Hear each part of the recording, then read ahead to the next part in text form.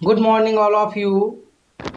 मैं हूं राघव सर, आपके अपने यूट्यूब चैनल आर के मैथ्स क्लासेस पर। तो कैसे हो सभी लोग? उम्मीद करते हैं सभी लोग अच्छे होंगे और अच्छे से आप पढ़ रहे होंगे। लेकिन एक चीज़ तो प्रॉब्लम क्रिएट हो रहा है कि भाई आप बढ़िया से स्टडी नहीं कर रहे हैं। बच्चों, आपको बताऊं, ये जो हाई स्कूल होता है ये आपके जीवन का पहला स्टेप और बहुत महत्वपूर्ण स्टेप होता है, जहाँ से जीवन का शुरुआत होता है।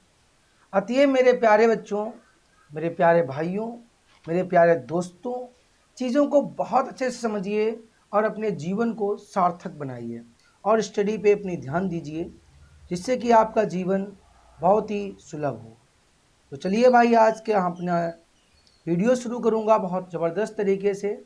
जैसा कि आप जानते भी हैं कि हम थोड़ा सा काफ़ी दिन बाद वीडियो लेके आ रहा हूँ, लेकिन भाई थोड़ा सा इशू आ गया था बच्चों, थोड़ा सा बिजी हो गया था मैं भी एक काम में भाई, इसलिए कुछ दिन बाद आपके सामने आ पाया, उसके लिए माफ़ी चाहता हूँ। लेकिन अब हम लोग कंटिन्यू पढ़ेंगे बढ़िया तरीके से, कोई दिक्कत नहीं है और आप लोग अच्छे से समझेंगे, राइट। आप अपने यूट्यूब चैनल आके मैथ्स क्लासेस पे विश्वास रखिए बच्चों, आपको बिल्कुल ए टू जेड हर चीज़ को बहुत ही अच्छे तरीके से पढ़ाया जाएगा और समझाया जाएगा। तो देखिए भाई, हम लोग अपना एक्सरसाइज 3.3 हम लोग कर रहे थे बेटा। ये 3.1 कर रहे थे। 3.1 में हमने अधिकांश चीज़ों को समझ रखा था। अब हम लोग इसका क्वेश्चन नंबर 5 को समझेंगे। बहुत बढ़िया तरीके से क्वेश्चन नंबर 5 को हम लोग समझेंगे। तो आइए भाई, क्वेश्चन नंबर 5 को हम लोग देखते हैं बच्चे और समझते हैं कि कैसे क्वेश्चन नंबर 5 को स्टडी करते हैं। क्वेश्चन नंबर 5 देखिए भाई, क्वेश्चन नंबर 5 ये रहा आपका क्वेश्चन नंबर 5 प्यारे बच्चों। ये आपका रहा क्वेश्चन नंबर 5, राइट बच्चे। क्वेश्चन नंबर 5 ये रहा भाई। देखिए क्वेश्चन नंबर 5 बच्चे क्या कह रहा है। क्वेश्चन नंबर 5 कह रहा है कि एक आयताकार बाग जिसकी लंबाई चौड़ाई से 4 मीटर अधिक है का अर्ध परिमाप 36 मीटर है। बाग की विमाएं ज्ञात कीजिए। ओके बेटा, तो सबसे पहले हमको समझना ये है साहब, सबसे पहले समझना मुझको ये है कि ये आयत क्या होता है, फिर ये विमा क्या होता है ना भाई। तो समझ लेते हैं, और अर्ध परिमाप क्या होता है। ओके, सबसे पहले मैं ये समझाऊंगा, उसके बाद क्वेश्चन तो लगी जाए, क्वेश्चन की तो बात छोड़ो, है ना। तो सबसे पहले आयत क्या होता है बच्चे। आयत मेरे प्यारे बच्चों एक ऐसी आकृति आयत कहलाती है जिसका, ये देखिए, एक ऐसी आकृति आयत कहलाती है प्यारे बच्चों जिसमें क्या हो, आइए समझते हैं ज़बरदस्त तरीके से। देखो इस आयत में क्या होता है, ये इसका जो होता है, ये आप देख रहे जो है, ये इसका लंबाई होता है। क्या होता है बेटा, लंबाई होता है प्यारे बच्चे, और जिसको हम यल से नोटिस कर लेता हूँ। किससे? यल से। और ये इसका आप जो देख रहे हैं बेटा, ये इसका चौड़ाई होता है। क्या होता है बच्चे? चौड़ाई होता है। तो इसको हम बी से नोटिस कर लेता है। सही बेटा, किससे नोटिस कर? बी से। इसका परिमाप क्या होता है बेटे? इसका परिमाप जो होता है प्यारे बच्चे, अब देखो बेटा, आप चूंकि हाई स्कूल में हैं तो आपको मैं अभी बनाना नहीं सिखाऊंगा इसको, या बताओ बनाना सिखा भी दूं। देखो परिमाप का फॉर्मूला वैसे तो होता है 2 कोष्टक यल प्लस बी, लेकिन इसको बनाते कैसे हैं आइए समझते हैं। देखो बेटा, ये यल है तो ये भी यल है, ये बी है तो ये भी बी है, क्योंकि ये भुजा, ये वाली भुजा इसके बराबर और ये भुजा इसके बराबर होती है। से बेटा ये भुजा इसके बराबर होती है। तो इन सब भुजा, परिमाप क्या होता है? सही भुजाओं का जोड़। तो सब भुजाओं को अगर मैं जोड़ दूं तो ये क्या हो जाएगा? L plus B plus L plus B. सबको जोड़े तो यल यल 2 यल हो गया, तो 2 यल प्लस बी बी 2 बी हो गया भाई। यहाँ से 2 कॉमन ले लेगा बेटा हम, तो यहाँ पे बचेगा यल प्लस बी, यल प्लस बी। देखो भाई परिमाप का फार्मूला बन गया। ये रहा जो हमने आपको बहुत ही इजीली बताया। अच्छी बात बेटा, आपने समझ लिया है क्या होता है परिमाप का फार्मूला। सही है, फार्मूला समझ लिए। अब हम समझेंगे विमाएं क्या। विमाएं बेटा होती भुजा। क्या होती बेटा विमाएं वाले बोले तो? विमाएं होती बच्चे भुजा। भुजा ये वाली भुजा और ये वाली भुजा। अब समझते हैं क्वेश्चन को। बोलता है, हाँ बोलता है अर्ध परिमाप क्या होता है। तो अर्ध परिमाप बच्चे क्या होता है? परिमाप का आधा अर्ध परिमाप। तो परिमाप का फार्मूला क्या आपको हमने बताया? 2 कोष्टक l प्लस बी, राइट। तो आप इसको 2 से भाग दे दो, बन गया ये अर्ध परिमाप। ये निकल आया l प्लस बी। ये किसका फार्मूला बन गया? अर्ध परिमाप का। बोलता है कि अर्ध परिमाप 36 है। ओके भैया। बोलता है कि जिसकी लंबाई चौड़ाई से 4 मीटर अधिक है। लंबाई जो है चौड़ाई से 4 मीटर अधिक है। अब ये चौड़ाई है इसका, तो हम चौड़ाई मान लेते हैं इसका x है। ये चौड़ाई इसका x है, तो लंबाई क्या हो जाएगा बेटा? x प्लस 4 हो जाएगा, क्योंकि क्या बोला उसने कि वो 4 मीटर अधिक है। अब दोनों का अर्ध परिमाप कितना है? 36। अर्ध परिमाप का फार्मूला आपको हम सिखाए हैं, l प्लस बी बराबर कितना है? 36। l का वैल्यू है x प्लस 4, b का वैल्यू है x, बराबर हो गया 36। x जुड़ गया 2x प्लस 4 हो गया बराबर 36। उधर गया घट गया, ये 4 माइनस का हो गया, 36 माइनस 4, तो 2x बराबर आ गया 16। 2 से काट दिया, 2 अट्ठा 16, तो x बराबर हो गया 8। सही है। तो ये आ गया भाई x का वैल्यू यहाँ पे 8, तो यानी चौड़ाई इसकी 8 हो गई। होगा 8 और 4 12 16, सॉरी हाँ ये 16 36 हुआ ना यार, गड़बड़ कर रहा है हम, फ्लो में गलती हो रहा है। हाँ भाई, तो ये 4 घटिया 36, 32 बचा, 32 से काटा 16 आया। क्या आया साहब? 16 आ गया यार, 16 भाई आ गया मेरे पास, राइट। तो ये x की वैल्यू आ गया 16, राइट। अब ये 16 है तो 16 और 4 यहाँ पर रख देंगे, 16 प्लस 4, तो कितना हो गया? ये 20 हो गया। यानी कि इसका लंबाई, इसका चौड़ाई 16 और कोमा ये 20 आ गया। ये आ गई 16, ये आ गई 20। तो विमाएँ इसकी निकल आई। बहुत अच्छे, सिर्फ इतना समझना है आपको, जो हमने इधर समझाया ये बस बेसिक मैंने इधर बता दिया और कुछ नहीं बेटे। अब आपको ये बहुत अच्छे से समझ में आ गया होगा, क्लियर भाई। अब मैं नेक्स्ट क्वेश्चन की ओर बढ़ता हूँ। चलिए क्वेश्चन नंबर 6 लेता हूँ इसका। गर्मी नहीं भाई, कम हो रही बिल्कुल, ये गर्मी बहुत ज़्यादा है। तो आइए क्वेश्चन नंबर नेक्स्ट ले रहा हूँ भाई।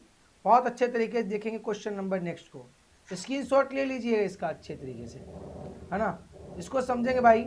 क्वेश्चन नंबर 6, क्वेश्चन नंबर बच्चे 6 क्या है, आइए समझते हैं। देखिए भाई क्वेश्चन नंबर 6, क्वेश्चन नंबर 6 ये रहा आपका, ये रहा क्वेश्चन नंबर 6 भाई। क्वेश्चन नंबर 6,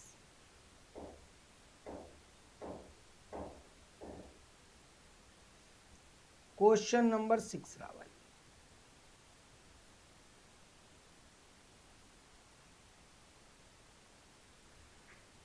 ये रहा क्वेश्चन नंबर 6। क्वेश्चन नंबर 6 क्या कह रहा है बच्चे? देखिए, एक रैखिक समीकरण 2x प्लस 3y माइनस 8 बराबर 0 दी गई है। तो दो चरों में एक ऐसी और रैखिक समीकरण लिखिए ताकि प्राप्त युग्म ज्यामितीय निरूपण जैसा कि प्रतिच्छेद करता हो, समांतर रेखाएं हो या संपाती रेखाएं। मतलब क्या है बच्चे?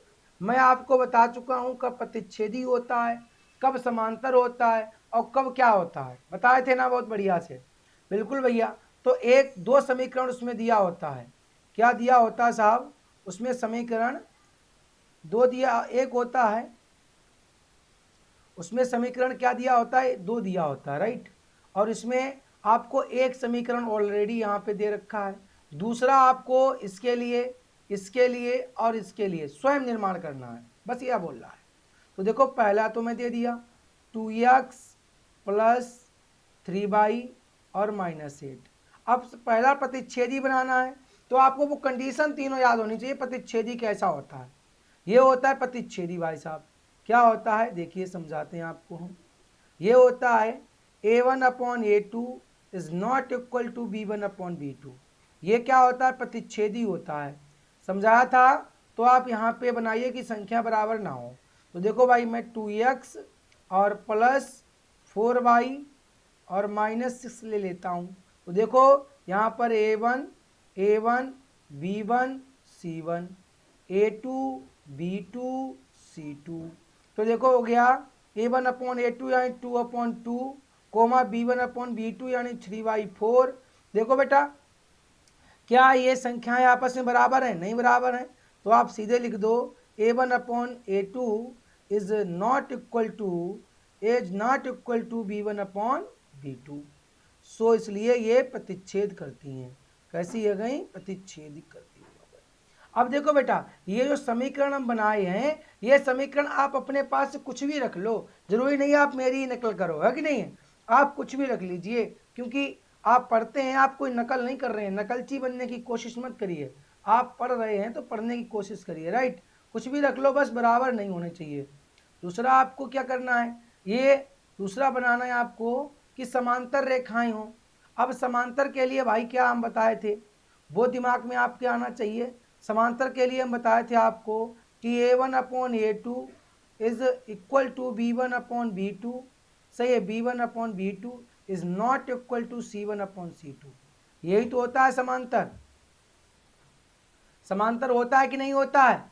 तो इसमें आप अपने पास संख्या रख लो कि दो संख्या बराबर, तीसरा संख्या बराबर ना हो। तो इसके लिए आप देखो, समीकरण एक तो आपको दे ही रखा है 2x, क्या दे रखा भाई? 2x माइनस प्लस 3y और -8। तो आप बना दो एक 2x बराबर और प्लस 3y। सही है, 2x प्लस 3y, या फिर आप बना दो 4x, जो भी बनाना चाहो, 4x और 2/4 हो जाएगा, और 3/ कुछ ऐसा बना दो बराबर हो जाए। तो ये बना दो 3/6, यहाँ 6 ले लो। सही है, तो 2/4 3/4 बराबर हो गया। अब ये बराबर नहीं होना चाहिए, तो इसके लिए यहाँ पे आप कुछ और ले लो, यहाँ पे 9 ले लो। तो देखो a1/a2 b1/b2 not equal c1/c2 हो जाएगा। तो ये समांतर के लिए हो जाएगा, है कि नहीं भाई? इसमें बराबर करने की जरूरत नहीं है दिखाने की आपको, तो आप कर सकते हैं। संपाति का क्या होता है वो भी आपको बहुत अच्छे से समझाए थे। ये होता है a1/a2 is equal to b1/b2 is equal to c1/c2।